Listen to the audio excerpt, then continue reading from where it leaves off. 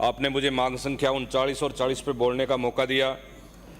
आज कारगिल शहीद दिवस के मौके पे सैनिकों को मैं श्रद्धांजलि अर्पित करता हूं और हमारे हनुमानगढ़ जिले के 21 अक्टूबर 2022 को मेजर विकास भांबू शहीद हो गए थे और हमारे सब प्रतिनिधियों ने, चाहे हनुमानगढ़ के विधायक जी हों, नौर से हों, भादरा से हों, संगरिया और पीलीबंगा, और जितने भी प्रतिनिधि हैं उनकी भावनाएं थी। मुख्यमंत्री जी को भी अवगत करवाया, उन्होंने भी हाँ की कि कलेक्टर साहब से अनुमोदन प्राप्त हो जाए कि जो मेडिकल कॉलेज निर्माणाधीन है उसका नाम अमर शहीद विकास भांबू के नाम से किया जावे, क्योंकि वो एकमात्र मरणोपरांत शौर्य चक्र, सेना मेडल जैसा सम्मान मिला।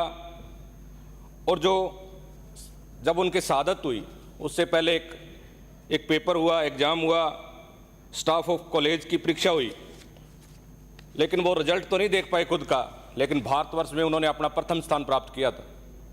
मैं आपके माध्यम से सरकार से निवेदन करना चाहूँगा कि आज कारगिल शहीद दिवस है, तो इसकी आप घोषणा करें तो एक अच्छी मैसेज भी जाएगा, युवाओं के लिए प्रेरणा स्रोत भी रहेगा और आज के दिन विकास भांबू जी अमर शहीद को सच्ची श्रद्धांजलि होगी।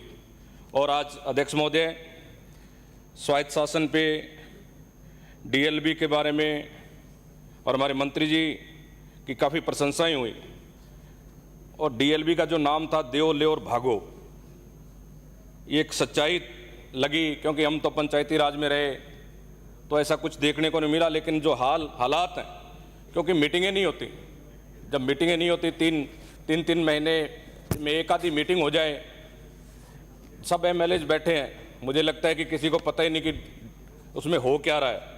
अगर अच्छी मीटिंगें हों, कलेक्टर्स को पाबंद करें मंत्री जी, तो हो सकता है इसमें सुधार हो पाए। और सबसे बड़ी जो पूर्व की सरकार थी उसने हमारे पीलीबंगा विधानसभा क्षेत्र के अंदर गोलूवाड़ा को नगर पालिका बनाया गया था।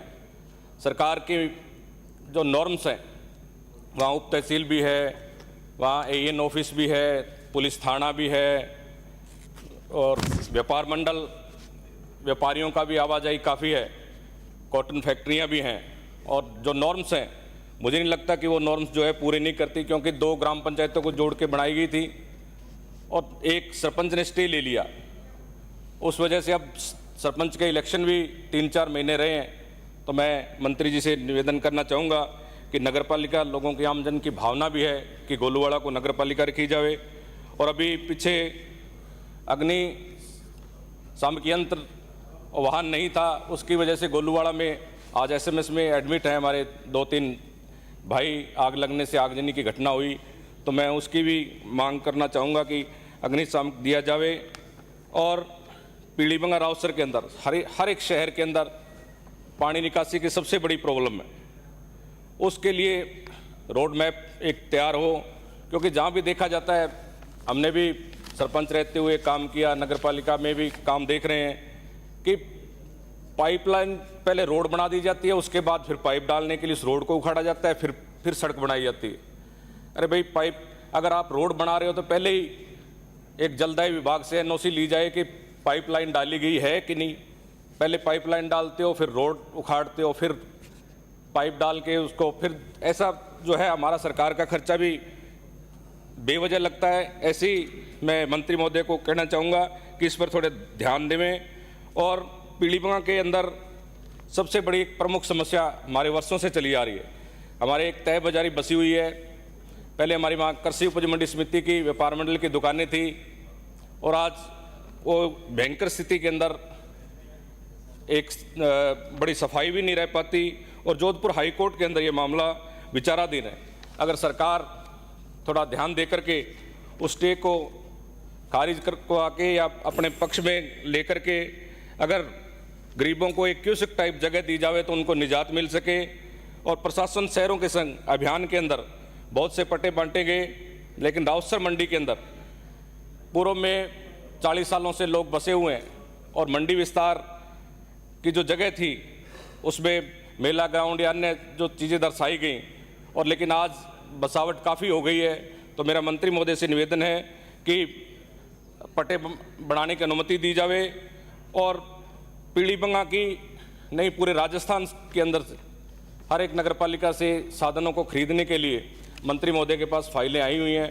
मैं निवेदन करना चाहूँगा कि जेसीबी हो, टेपर हो, जो हैं आपके पास फाइलें पड़ी हैं, अगर परमिशन दी जावे तो नगरपालिकाओं के पास पैसा पड़ा है तो वो खरीद लें।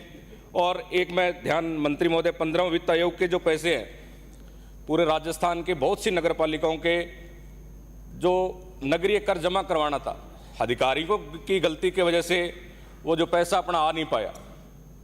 राजस्थान की जितनी नगरपालिका उनका आप सर्वे करवा करके पता कीजिए कि अपना जो पैसा था वो अधिकारियों की गलती की वजह से आ नहीं पाया। आने वाले समय के अंदर विकास कार्य कहाँ से करवाएंगे नगरपालिका, इस पर भी आप ध्यान देंगे, ऐसा मेरा आशा और विश्वास है।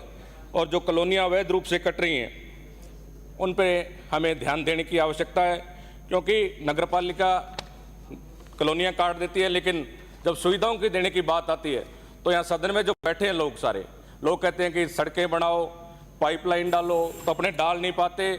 उससे पहले ही अपने कॉलोनी को अप्रूव्ड सही तरीके से कानून बना करके सख्ती से इस पर काम किया जावे। आपने मुझे समय दिया और मैं मंत्री महोदय से भी निवेदन करना चाहूँगा कि आप भी एससी की नगर विधानसभा है, नगरपालिका पीलीबंगा और अवसर का विशेष ध्यान रखें। बहुत से प्रस्ताव आपके पास आए, बहुत बहुत धन्यवाद।